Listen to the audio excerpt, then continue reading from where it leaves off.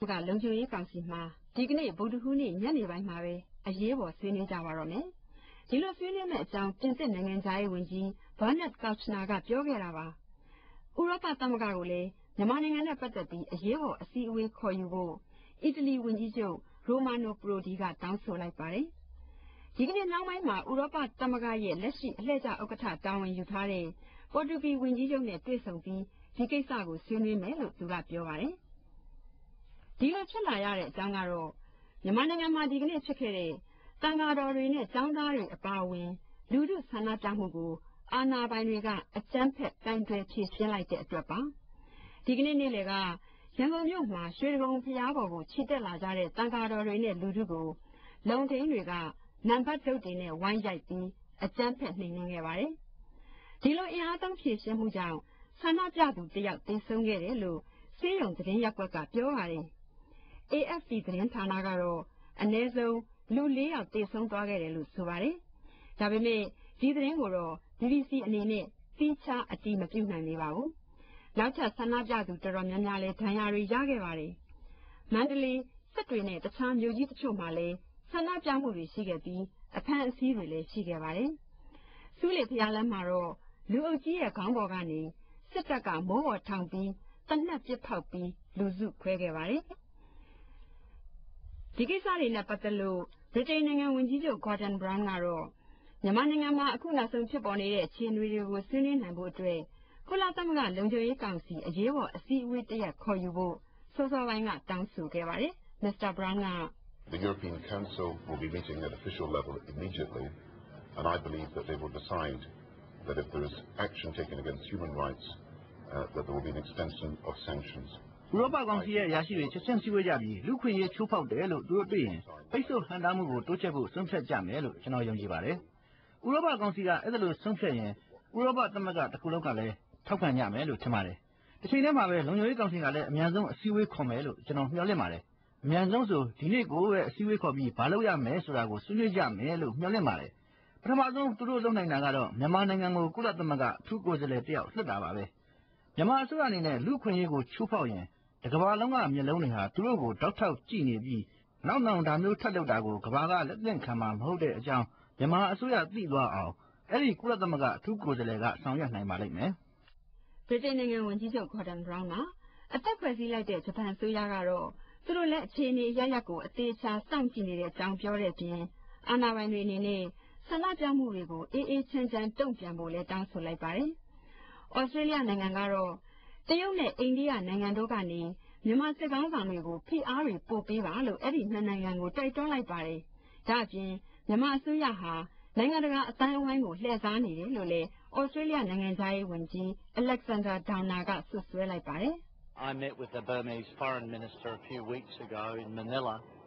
and I had a pretty unsatisfactory discussion. ပြီးခဲ့တဲ့သတင်းပတ်အနေငယ်တုန်းကဖိလစ်ပိုင်နိုင်ငံမနီလာမြို့မှာမြန်မာနိုင်ငံသားရေးဝန်ကြီးနဲ့ကျွန်တော်တွေ့ခဲ့ပါတယ်။သူနဲ့စကားပြောကြည့်တဲ့အခါစိတ်ကျဉ်းတဲ့ဆရာမကောင်းလှတာကိုတွေ့ရပါတယ်။အခုနိုင်ငံသားရေးဝန်ကြီးနဲ့ပဲဖြစ်ဖြစ်သူ့အရင်နိုင်ငံသားရေးဝန်ကြီးနဲ့ပဲဖြစ်ဖြစ်တွေ့ပြီးမေးကြည့်တိုင်းမှာသူတို့ဟာအခြေခံဥပဒေအသစ်ရေးဆွဲဖို့ညှိနှိုင်းနေပါတယ်လို့ပြောတာကြီးပါပဲ။အခုတခါလဲအဲ့ဒီလိုပဲပြောပြန်တော့ကျွန်တော်ကရိုးသားသားပဲပြန်ပြောလိုက်တယ်။သူပြောတာကိုမယုံဘူးလို့ဘာမှဖြစ်လာမှာမဟုတ်ဘူးလို့ကျွန်တော်ထင်ခဲ့ပြီးသားပါ။ဗမာပြည်ကတိုးတက်မှုကိုတွေ့ရဖို့ဆိုတာကြောက်တုံးကိုစီထွက်အောင်ညှိယူရသလိုပါပဲ။ဩစတြေးလျနိုင်ငံသားရေးဝန်ကြီး Alexander Downer ပါ။အိန္ဒိယနိုင်ငံကထိပ်တန်းအရာရှိကြီးတယောက်ကလည်းမြန်မာနိုင်ငံရဲ့အခြေအနေကိုအိန္ဒိယကစောင့်ကြည့်နေပေမဲ့မြန်မာပြည်တွင်းရေးကိစ္စကိုဝင်ရောက်ဆွတ်ဖက်လိုတဲ့ဆန္ဒမရှိတဲ့အကြောင်းပြောပါတယ်။ဗြိတိန်နိုင်ငံတနိုင်ငံလုံးမှာရှိတဲ့မိသက်ဌာနတွေကမြန်မာနိုင်ငံမှာဖြစ်ပေါ်နေတဲ့အကြမ်းဖက်မှုတွေနဲ့ပတ်သက်ပြီးအေးအေးဆေးဆေးပြီးဆုံးသွားစေဖို့ဆုတောင်းခဲ့ကြတယ်လို့လန်ဒန်မြို့ကသာသနာရန်ဒီဝိဟာရကဆရာတော်ဦးဥတ္တရကအခုလိုမိန့်ပါတယ်။ဒီနိုင်ငံရဲ့တနိုင်ငံလုံးကဒီမိသက်စာသစ်ကနေပြီးတော့ဒီ conference လုပ်တဲ့ဒီနေ့မှာဒီနေ့မနေ့၈နာရီကနေပြီးတော့ဗမာပြည်မှာအခုဖြစ်ပြနေတဲ့တန်ဃာတော်တွေကိုအကြမ်းဖက်နှိမ်နင်းတာနဲ့ပတ်သက်လို့ဒီကမှရှိနေကြတဲ့ဒီ chaplain ပေါ့နော်ဒီဒါမှမဟုတ်မိသားတပ်ဖွဲ့ဝင် chaplain တွေကနေပြီးတော့အားလုံးplay လုပ်ကြတယ်ပေါ့နော်အဲ့ဒါတွေကိုငင်းငင်းချမ်းချမ်းနဲ့ဖြည့်ရှင်းနိုင်ဖို့အတွက်ဆိုပြီးတော့ဒီနေ့မနေ့၈နာရီကနေပြီးတော့ဗမာပြည်အတွက်ကိုဆူတောင်းပွဲပြုလုပ်ကြပါတယ်ဒီမိသားတပ်ဖွဲ့ဝင်ပေါင်းကတော့ဒီ conference တက်နေတာလူ900လောက်ရှိပါတယ်လန်ဒန်မြို့ကဆရာတော်ဦးဥတ္တရပါ လန်ဒန်မြို့မှာရှိတဲ့မြန်မာတန်ယုံရှေ့မှာမြန်မာဒီမိုကရေစီရေးလှုပ်ရှားသူတွေကကြွေးကြော်ဆန္ဒပြခဲ့ပြီးတန်ယုံဝန်ထမ်းတွေကိုအခုလိုပန်ကြားလိုက်ပါတယ်ကျွန်တော်ဒီနေ့လာတာဟာအချက်သုံးချက်စကားပြောဖို့လာတာပါနံပါတ်1အနေနဲ့ကျွန်တော်မြန်မာနိုင်ငံပြည်သူပြည်သားတွေရဲ့အင်္ဂလန်ကိုရောက်နေတဲ့လူတွေအားလုံးရဲ့စီယုံမှုတွေလာတာတခုရဲ့နံပါတ်2အနေနဲ့တန်ယုံထဲမှာရှိတဲ့လူတွေကိုမြန်မာပြည်သူပြည်သားနဲ့အပြင်ထွက်ပြီးပူးပေါင်းဖို့အတွက်လာတာတခုနောက်ဆုံးတစ်ခုကမြန်မာလူမျိုးတွေမြန်မာနိုင်ငံမှာဒုက္ခရောက်နေတဲ့တန်ဃာတော်တွေကိုလှူဒန်းဖို့အတွက် donation တွေထည့်ဖို့အတွက်ဆိုပြီးတော့ကျွန်တော်လာခြင်းဖြစ်ပါတယ်အဲ့ဒါကတော့လန်ဒန်မြို့မြန်မာတန်ယုံရှေ့မှာဆန္ဒပြခဲ့ကြတဲ့အတန်တွေပါရန်ကုန်မြို့မှာဒီကနေ့ဖြစ်ခဲ့တဲ့အခြေအနေအသေးစိတ်ကိုတော့ဘန်ကောက်ကဝိုင်းတော်သားတွေကပြောပြပေးပါလားရှင်။အောက်မိုင်မတီတာရေဒီနေ့ကတော့မြန်မာသမိုင်းမှာထူးခြားတဲ့နေ့တစ်နေ့အဖြစ်မှတ်တမ်းဝင်သွားအောင်တော့မှာပါ။ငြိမ်းချမ်းစွာမေတ္တာပို့ချီတက်လာနေတဲ့တန်ဃာတော်တွေနဲ့လူကြီးကိုလုံလင်းရဲတွေကအတင်းဝင်ရိုက်လူစုခွဲခဲ့တယ်လို့ပဲပြစ်ခတ်မှုတွေရှိခဲ့တယ်။တချို့က6လှန်ပြီးမိုးပေါ်ထောင်ပစ်တာလို့ဆိုသလိုပဲလူတွေကိုပြစ်တယ်ဆိုတဲ့အပြောမျိုးတွေလည်းကြားရပါတယ်။လူသေဆုံးမှုတွေရှိခဲ့တယ်။နောက်တစ်ခါအနည်းဆုံးလူ200လောက်ဖမ်းခံရတယ်လို့လည်းသတင်းတွေရရှိခဲ့ပါတယ်။အခြေအနေတွေကရှုပ်ထွေးနေသေးဖြစ်တယ်လို့ဖုန်းလိုင်းဆက်သွယ်တွေလည်းပြတ်တောက်နေတဲ့အတွက်ဒီသတင်းကိုတော့ BBC ကတီးခြားအတည်ပြုလို့မရနိုင်သေးပါဘူး။မနေ့ညတုန်းကအာဏာပိုင်တွေကကာဖျူးအမိန့်ထုတ်ပြီးလူမစုရဆိုပြီးတားမြစ်တာမြို့ထဲမှာတနက်ကင်လုံခြုံရေးတပ်ဖွဲ့ဝင်တွေအများကြီးရောက်လာတပ်ဆွဲထားတာတွေရှိခဲ့ပေမဲ့ဒီနေ့မှလည်းတန်ဃာတွေအင်းနဲ့အားနဲ့ထွက်လာခဲ့ကြပြန်ပါတယ်။တန်ဃာတွေပထမဆုံးစုဝေးခဲ့ကြတာကတော့ထုံးစံအတိုင်းပဲရွှေဒဂုံဖျားအရှိမုံမှာပါ။အဲ့ဒီမှာဖြစ်ခဲ့ပုံတွေကိုတော့ကိုဝင်းမြင့်ကပြောပြပါအောင်ဗျ။ကောင်းပါပြီကိုမင်းထက်ရေရွှေဒဂုံဖျားမှာတန်ဃာတွေတွားရောက်စုရုံးနေတော့ပေါ့လေဒီအစစ်မုတ်ကတကားကိုပိတ်ပြီးတော့လုံခြုံရေးကျဲတွေကဝင်ပြီးတော့ရိုက်ခဲ့တယ်ဆိုပြီးတော့အဲ့ဒီမှာရောက်နေတဲ့သူတွေကအခုလိုပြောပြကြပါတယ်။ဒီလိုရိုးရိုးကြပြီလေ။ရိုက်တယ်အဲ့ဒါကနေကျန်တဲ့တဲ့ရိုက်တယ်။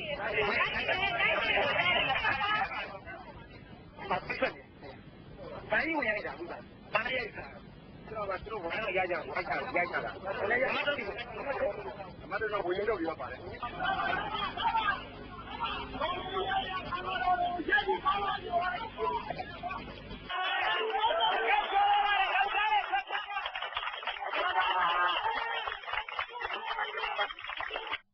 တန်ဃာတွေကအဲ့မှာထိုင်ပြီးတော့ပရိတ်ရွတ်နေတော့ပေါ့လေဝင်ပြီးတော့ရိုက်တာဖြစ်တယ်ဆိုပြီးတော့ဆိုပါတယ်အဲ့ဒီအချိန်မှာပဲတန်ဃာအပါ300လောက်ကိုလည်းဖမ်းဆီးသွားတယ်ဆိုပြီးတော့အဲ့ဒီအရိုက်ခံရတဲ့နေရာမှာရှိနေတဲ့တန်ဃာတစ်ပါးကအခုလိုပြောပြပါတယ်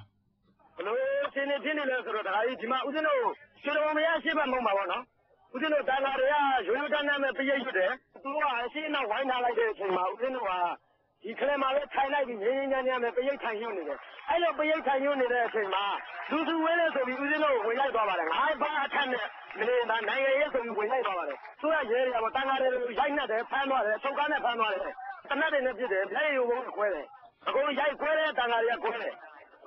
ဒီခါနဲ့ကိုလိုတွေငနေပါစီးရလို့တော့ထိတယ်တခါကြီးဦးဇင်းတို့လည်းအကုန်လုံးလိုက်မကြည့်နိုင်ဘူးအသား300လို့တော့ဖမ်းခါလဲရတယ်အဲ့ဒါကတော့ဒီရွှေဒဂုံစီဒီမှာနေ့လယ်12နာရီကျော်လောက်ကဖြစ်တဲ့အခြေအနေတွေဖြစ်ပါတယ်ကိုမင်းထက်ရွှေဒဂုံစီဒီတော်မှာရိုက်နှက်လူစုခွဲခံရတဲ့တန်ဃာတွေဟာမြို့တွေကစူးလေဖျားကိုတွားဖို့အတွက်အလုံလမ်းဘက်ကနေဆက်ပြီးလမ်းလျှောက်လာခဲ့ပါတယ်။အဲ့ဒီမှာလည်းထပ်ပြီးပိတ်ဆိုတာခံခဲ့ရပြန်ပါတယ်။တန်ဃာတွေနဲ့အတူခြေတက်ခဲ့သူတွေကတော့88မျိုးဆက်နဲ့ဘကတကျောင်းသားတွေပါ။အဲ့ဒီထဲကကျောင်းသားတယောက်ကိုလမ်းလျှောက်နေတော့မှပဲ BBC သတင်းတောက်မအင်ဂျင်နိုင်ကဆက်သွယ်ပြီးမေးကြည့်နိုင်ခဲ့ပါတယ်။အခုအလုံးမခြေတက်နေတဲ့ဆန္ဒပြပွဲနောက်ဆုံးချိန်ကဘယ်လိုရှိလဲရှင်။နောက်ချိန်ကတော့တကယ်ရပန်းရပါကနေဟိုရှင်း